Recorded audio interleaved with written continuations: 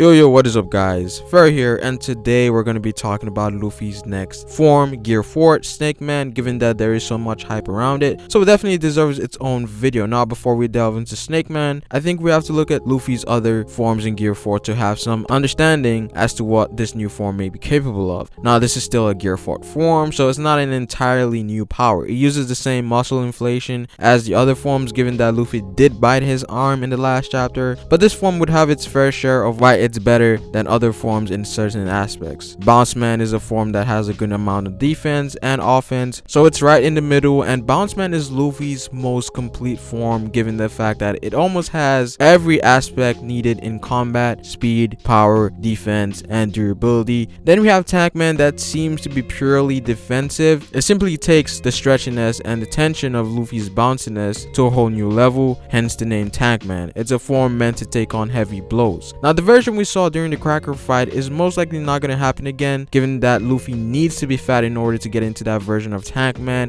and not everyone has a biscuit, devil fruit power like Cracker. So the original version of Tank Man may be a lot different than what we saw. However, it definitely focuses on defense. Then we have the newly revealed Snakeman in the last chapter. Now we haven't seen it yet, but it was teased. Now there's the obvious given that this form would use observation Haki as one of its main powers, since snakes are known for their quote-unquote snake senses. Now something I will say about this snake form, this Snakeman form, is that Luffy himself doesn't really know what he's getting himself into, given the fact that he has obtained a new form of observation Haki from fighting Katakuri, and this form we all speculate is going to be relying on observation. So technically this would be the first time we're going to see Luffy go into this form with a future sight like ability. This is a first for Luffy. Perhaps the reason he avoided this form was because he wasn't really good with observation, but more so with ornament. But now that's clearly different, as he has obtained a new form of observation, obviously future sight, that corresponds well with the Snakeman mode, and so I think Luffy himself will be amazed of what he's currently capable of.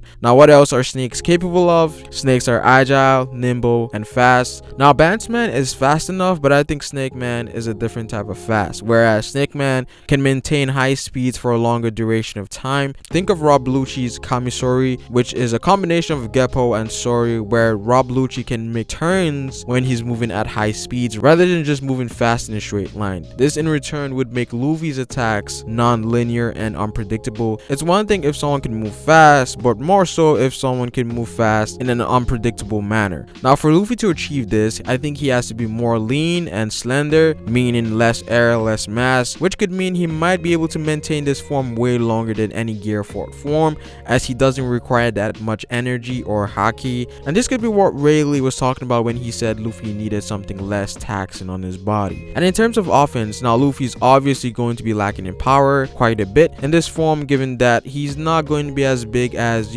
Bounce Man. However, if you're fast enough, you can generate a lot of power. Just look at Kizaru for example and what he's doing with his powers. And so with that, Luffy doesn't really need all that math. Something else I will add on is that I don't think Luffy will be using physical blows, but more so cutting attacks. Snakes aren't known for being physically strong, they're mostly known for how deadly they are. So I don't think punches are going to be a thing with Snakeman, but rather pinpoint or cutting attacks. And I also said this in my review, cutting attacks are simply better at dishing out damage than physical blows. This is why a lot of people have Zoro as the most dangerous Straw Hat in the crew. And perhaps Luffy may have pinpoint attacks like the CP9 Shigan, and even long distance attacks like the Rankaku, maybe incorporated into Snakeman as well. And speaking of the Rokushiki, I am 100% sure that Luffy will use a form of Kamiye, which is a skill set that the CP9 uses for their body to become paper-like, and in combination with his future sight, Luffy can become extremely powerful in terms of dodging and avoiding attacks anyways, because there's clearly a trend of Luffy taking the 6 powers and making them his own.